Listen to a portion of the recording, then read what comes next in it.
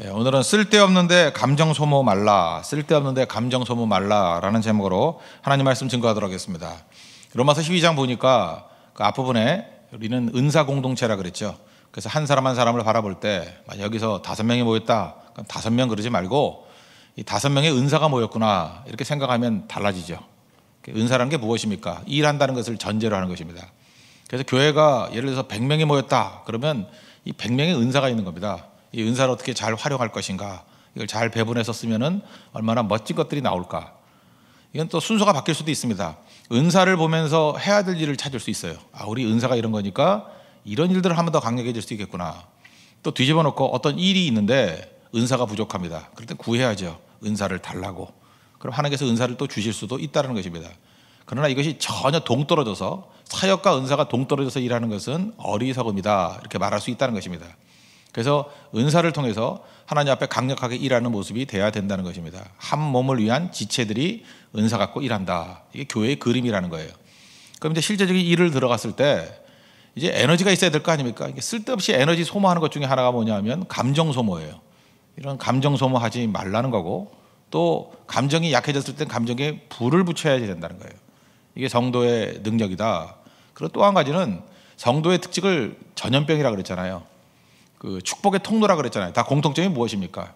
우리는 한 사람으로 머무르지 않는다는 거예요. 이렇게 확산시켜 나가야 된다. 그러니까 사역에 동심원이 그려져야 된다는 거예요. 사랑에 동심원이 그려져야 된다는 거예요. 이렇게 계속해서 퍼져나가야 된다는 것입니다. 전파돼야 된다. 그래서 우리는 전도하는 자들이잖아요. 복음도 안에 머물러 있으면 안 되고 전파돼야 되고, 사랑도 안에 머물러 있으면 안 되고 전파돼야 되고. 빛의 특징이 뭐예요? 이게 머물러 있지 아니하죠. 비추는 거죠. 그죠? 그 두 가지 내용들, 이것을 우리에게 보여주고 있다는 것입니다. 차례로 살피겠습니다. 첫 번째는 쓸데없는데 에너지 소모하거나 감정 소모하지 말라. 그것을 보여주고 있습니다. 10절 11절 보십시오. 형제를 사랑하여 서로 우애하고 존경하기를 서로 먼저 하며 부지런하여 게으르지 말고 열심을 품고 주를 섬기라. 두 가지 개념입니다. 형제 사랑, 이건 뭐냐? 동행이죠. 같이 가야 된다 그런 뜻이고, 그 다음에 주를 섬기라, 이건 동역입니다. 그러니까 동행도 잘해야 되고 동역도 잘해야 된다는 것입니다.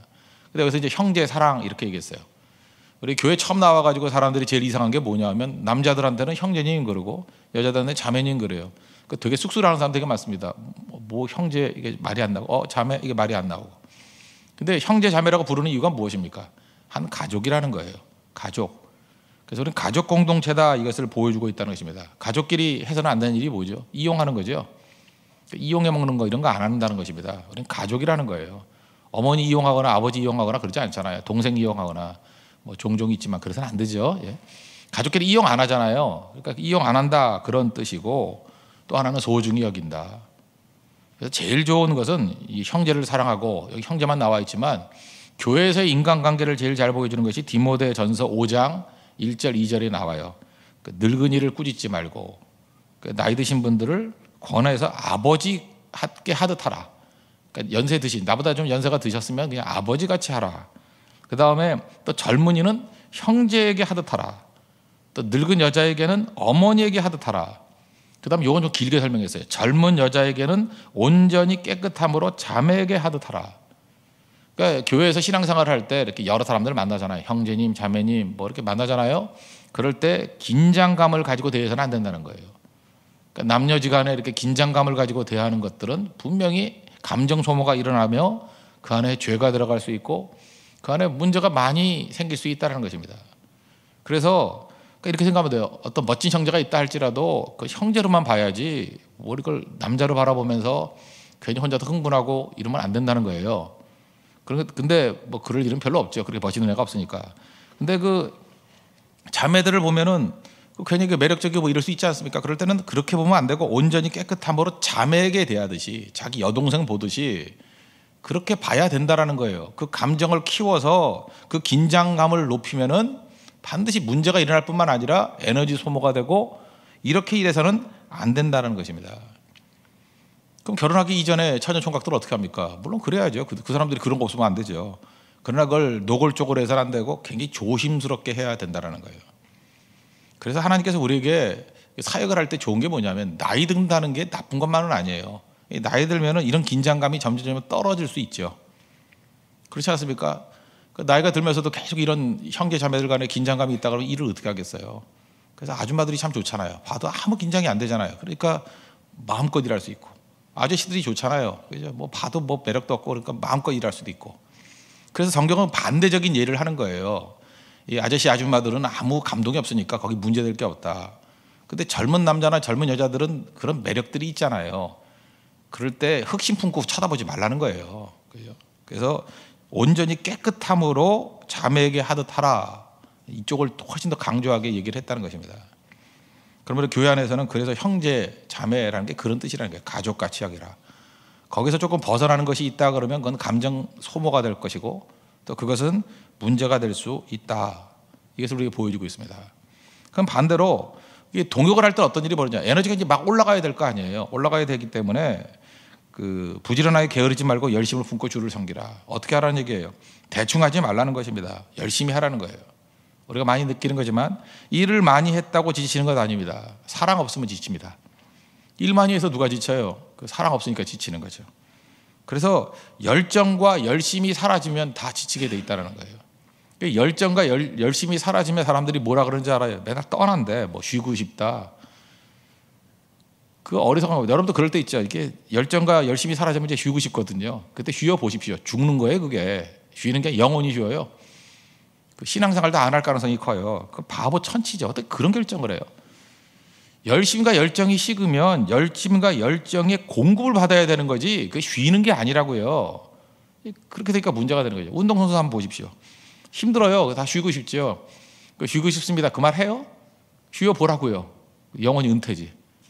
운동선수 쉬어보라고요. 한 몇 개월만 쉬어봐요. 아파도 안 아픈 척하면서 출전하려고 그러잖아요. 왜? 쉬면 끝난다는 건 자기들은 알거든요. 그래서 숨어서 어떻게든 열심과 열정의 기름 부음을 받아서 설라 그러는 거죠. 막연 대개 이쪽에서 속이는 것입니다. 내가 볼 때 쉰다 그래가지고 다시 살아나는 케이스는 정말 복권 확률이에요. 한 100명에 하나 정도. 거의 다 쓰러져가지고 한 10년, 20년 죽도록 깨지다가 돌아오는 경우가 많습니다. 그러므로 이런 어리석은 결정에서는 안 된다는 것입니다. 그 열정에 불을 주시는 분이 누구예요?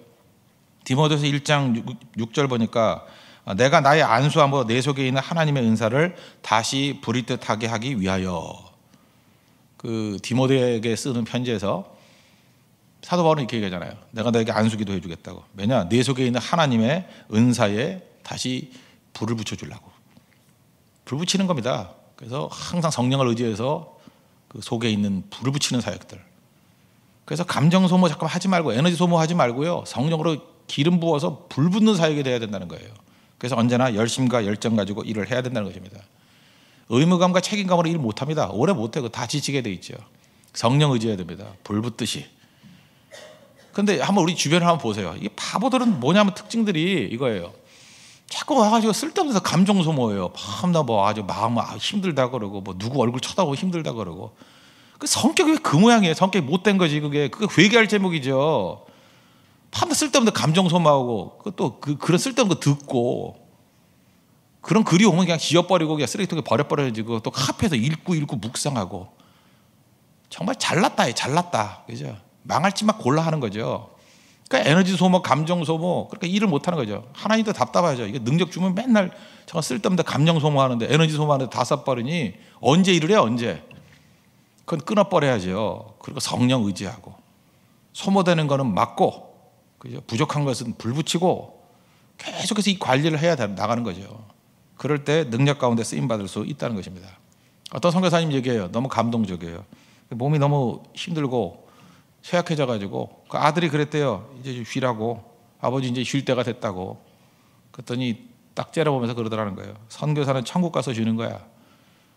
그분 사역 진짜 잘해요. 그거 뭐 워커홀릭이라고 얘기할 수 있습니까? 일 중독이 아니에요. 그거는 명확히 한 거라고요. 선교사는 천국 가서 쉬는 거라고. 이 사역 중단하면 다시 보기 힘들어요. 그죠? 무슨 뭐 서구적으로 이렇게 다 세팅 다 돼 있고 일하는 게 아니에요.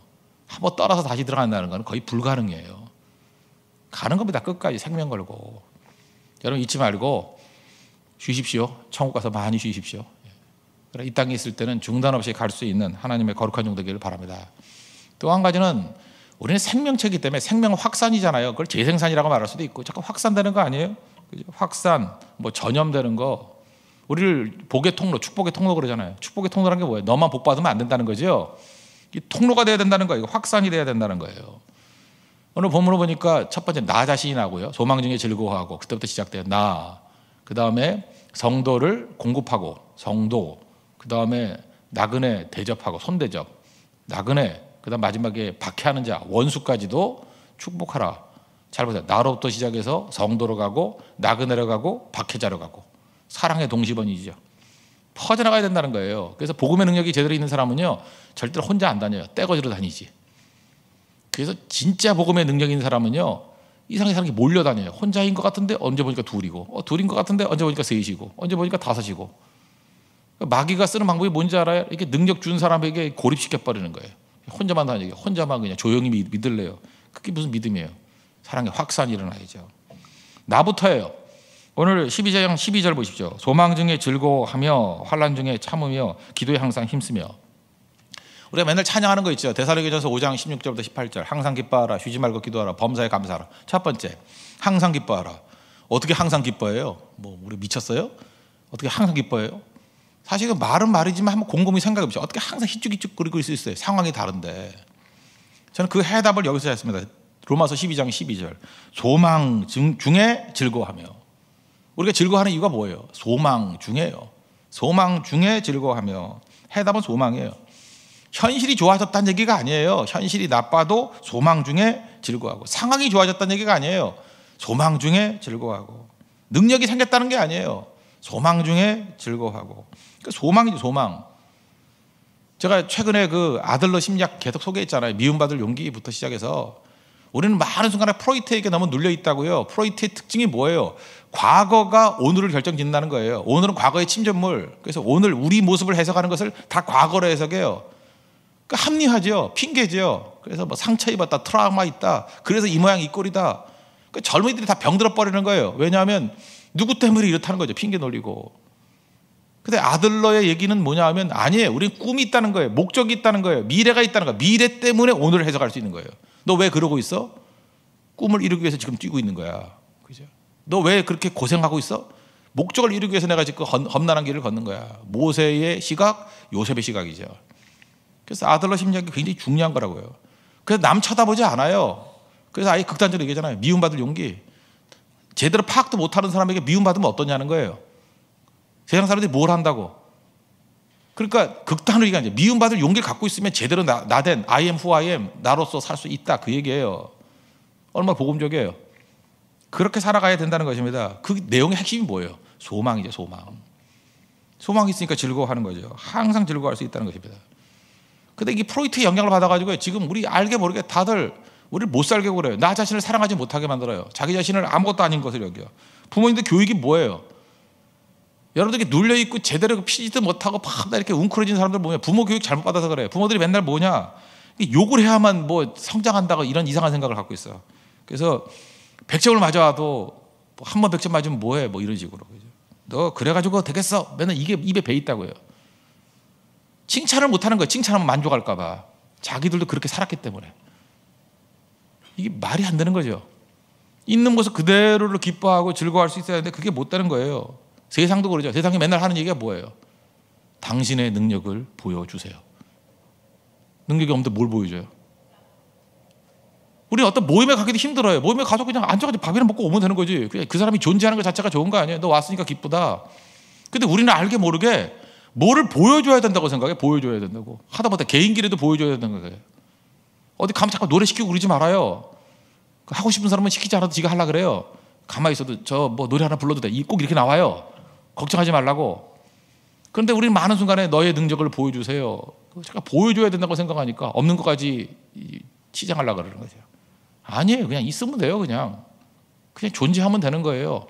자기의 주어진 은사 가지고 뛰면 되는 거고 그 얼마나 풍성해질 수 있어요. 그거를 기뻐하고 즐거워할 수 있는 거. 그게 교회잖아요. 소망 중에 즐거워하십시오. 내가 얼마나 귀한 존재인데요. 심지어 우리 교회에서 그래요. 뭐 선교 잠깐만 잘 많이 가니까 선교 못 간다고 뭐 교회 떠나겠다 그런 사람이 있대요. 그런 어리석은 적그저 있어요, 세상에. 제가 기도하면 되는 거죠. 그거 왜 그런지 알아요? 교육을 그렇게 받아서 그래. 상처 교육을 받았기 때문에. 뭘 보여주지 못하면 있어서는 안 된다고 생각하는 거니까 그 자체가 병든 거죠. 존재가 얼마나 귀중한 건데, 내가 하나님의 자녀인데, 내가 예배드리는 자인데, 내가 기도하는 자인데, 그 자체가 얼마나 귀중한 건데. 우리 자녀들 낳았더니 나는 가정에 기여하는 게 뭐가 없어요. 난 집 떠날래요. 난 죽어야 돼요. 그러면 그 부모님 기뻐하겠어요? 왜 반은 게 없어요? 새벽에 너무 은혜를 받은 거예요? 지금 멍 때리는 거예요? 지금 뭐예요 지금 도대체? 그렇잖아요. 내가 얼마나 귀중한 존재인데. 이게 아침부터 속이 터지네 진짜. 그거 잊지 말라고요. 내가 귀중한 존재라고. 그런 식의 교육을 하지 말아요. 너 있는 존재로 잠깐 비교하지 말고 그 기뻐하는 거죠. 그게 얼마나 좋은 거예요. 내 자신이 서면 그 다음에 어떻게 돼요? 성도들의 쓸 것을 공급하며. 13절. 누가 공급하는 자래? 부자가 공급하는 거 아니에요. 마음에 여유가 있는 사람이 공급하는 거예요. 부자가 돈 쓰는 줄 알아요? 절대 그렇지 않아요. 마음에 여유가 있는 사람, 사랑 있는 사람이 쓰게 돼 있어요. 그러니까 여러분 축복의 통로라면, 통로는 뭐예요? 자꾸 줘야 될 거 아니에요. 나가야 될 거 아니에요. 어떤 사람 돈도 별로 없어. 내가 보니까 돈도 없는 애야. 없는 애인데 그냥 그 5,000원짜리 그 커피 티켓 같은 거, 그죠? 그거 내가 볼 때 한 달에 그 사람 한 6장, 7장 이렇게 주는 것 같아. 한 3만 원, 4만 원. 그 어려운 사람한테 줘가지고 그렇게 기쁨이 되고 위로가 되고 세워주고 그래요. 그걸 보면서 느끼는 게 뭐냐. 야, 저 사람은 정말 하나님이 귀하게 사용하는 사람이다. 뭐 없어도 이렇게 쪼개서 주려고 그러고 성도를 공급해주고 그게 없으면 말이라도 격려해주고 그거 아니면 이렇게 뭐 메모리도 하나 해주고 하여튼 거기서 뭐가 나와요 자꾸만. 근데 하나님께서 엄청나게 줬음에도 불구하고 뭐하러 사는지 모르겠어요. 뭘 하는지, 뭘 해야 될지도 모르고 궁금증도 없고 목마름도 없고 살았다나 죽은 자죠. 왜 그렇게 살아요? 여러분 공급자 되십시오. 프로바이더, 공급자 돼야 돼요. 성도들을 공급하고 뭐든 공급해야 돼요. 자꾸만 내 안에서 뭐가 나와야 된다. 그래 축복의 통로지. 자꾸만 나오면 하나님이 더 주실 거 아니에요. 통로니까. 근데 주기만 하면 무슨 탱크예요 여러분? 사예요? 받아가지고 그냥 거기서만 다 있을 거예요? 증발돼가지고 죽음받아 돼버리는 거지 뭐. 그 다음에 다음 단계 손대접인데 나그네 대접하라. 옛날에 나그네 대접하라 했죠. 이 나그네라는 건 말 그대로 나그네일 수도 있지만 초대교회 당시는요 신앙 때문에 쫓겨다니는 사람 되게 많았습니다. 그런 사람들 잘 대접해 주라는 거예요. 궁지에 처한 사람들 도와주라는 거예요. 특별히 교회에서 해야 될 일이 뭐냐면 휴가 나온 군인들 잘해주세요. 지난주도 보니까 뭐 또 나왔어 이러고 뭐 군대 맞아. 이게 얼마나 가슴 아픈 일인데요. 자기는 얼마나 힘들게 나온 건데 휴가 나온 군인들 함부로 대하면 안 되고 오버하세요. 와 반갑다 그러고 밥 사주고 좀 그러라고요. 그래 휴가 나오면 교회만 있으려고 그러지 집에도 안 가고 여기저기서 휴가 나온 군인들 또 하나 그 귀국한 유학생들 힘들게 한다고요. 뭐 유학생들 화려한 게 아니야. 얼마나 힘들게 사는지 아십니까? 와가지고 환영도 해주고 좀 그래야 되는 건데 뭐 멀뚱멀뚱 있다가 왔냐 뭐 갔냐 이러고 그러지 말고 잘해주고요. 특히 선교사님들 저는 우리 교회 오신 선교사님 진짜 잘해줘요. 최선을 다해서 해줘요. 그 현지에서 헌신했잖아요. 그러니까 최선을 다해서 잘 섬겨주고 외국인 근로자들 이렇게 궁지에 있는 사람들 있잖아요. 이게 잘해주는 거예요. 그게 나그네 대접하는 거예요. 그 다음에 제일 힘든 거죠. 박해자를 축복하라. 이거 원수 정도가 아니라요. 우리 죽이려 그러는 사람들이에요. 그걸 축복하라. 무슨 얘기예요? 선으로 악을 이기라 넘어서서 축복의 수위를 높이라는 거예요. 하나님께서 우리에게 박해자를 왜 보내주신지 알아요? 박해자쯤 돼야 우리가 얼마나 축복의 수위가 높아지는지를 깨닫게 되는 거예요. 웬만한 뭐 친구들 축복하는 거 뭐 어려워요? 약간 잘못하는 축복해 주는 거 약간 넘어가면 돼요. 근데 박해자를 축복하는 그 순간에 몸이 떨려요. 그래서 그 순간에 확 커지는 거예요. 하나님께서 우리가 커지기를 원하신다는 것입니다. 그래서 동심원을 이루자. 나로부터 성도 공급하고 그 다음에 나그네 대접하고 박해자를 축복하고 동심원이에요. 한 칸, 두 칸, 세 칸, 네 칸 잠깐 퍼지는 거. 이 축복의 통로라는 것입니다. 넓어지란 얘기예요. 에너지 소모하지 말고 불 붙이라 넓어지라. 그죠? 깊어지라 넓어지라. 이게 사역의 원리라는 것입니다. 15절 보니까 즐거워하는 자들과 함께 즐거워하고 우는 자들과 함께 울라. 공감 능력이죠. 영어다에 sympathy라는 단어와 empathy라는 단어가 있어요. empathy. 영어 선생님들은 많아가지고 발음이 부담이 되네. sympathy, empathy. sympathy라는 건 동정이죠. 동정. 근데 empathy의 특징이 뭐예요? 이건 공감이에요. 공감. 그러니까 sympathy, 동정이라는 건 이런 거하고 똑같은 거죠. 거지가 있어요. 불쌍해요. 그러나 특징이 뭐예요? 조금 지나면 잊어버려요.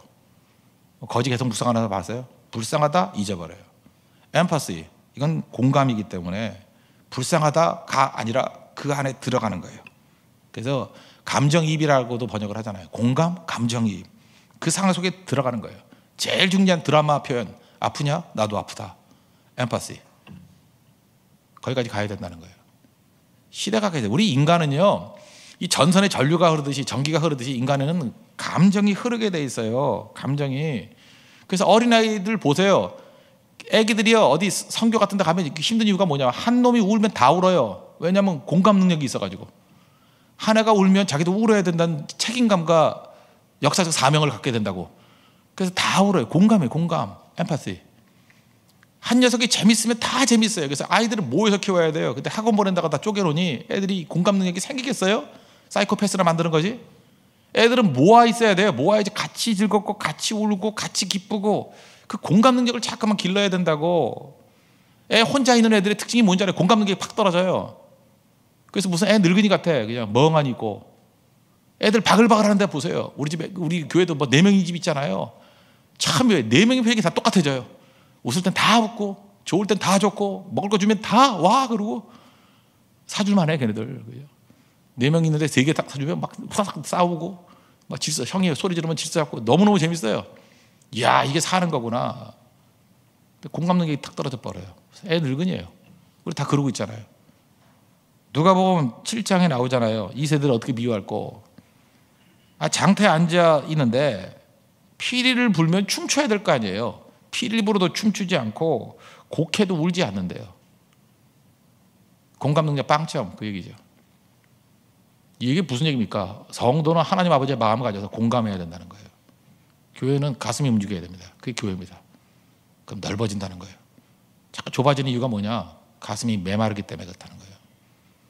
하나님 앞에서 이렇게 나로부터 시작해서 성도를 공급하고 나그네를 대접하고 박해자를 축복할 수 있는 정도로 넓어질 수 있는 하나님의 거룩한 정도 되기를 바랍니다. 모두 자리에서 일어나겠습니다. 공동체 기도드리고 490장 주여 지난밤 우리 꿈꾸는 찬양합시다. 다 같이 기도하겠습니다.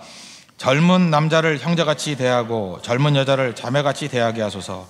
아버지와 어머니를 대하듯 공손케 하소서. 일만이 한다고 지치는 것이 아닙니다. 사랑 없으면 지칩니다. 열정으로 일하게 하소서. 성령의 기름 부음으로 일하게 하소서. 사랑의 확산이 일어나기를 기도합니다. 나부터 소망 중에 즐거워하게 하소서. 성도를 보면 공급하고 나그네를 보면 대접하고 박해자를 보면 축복하게 하소서. 공감 없으면 소통도 없습니다. 공감하는 예수님의 마음을 주옵소서. 예수님의 이름으로 기도합니다. 아멘. 490장 찬송하겠습니다.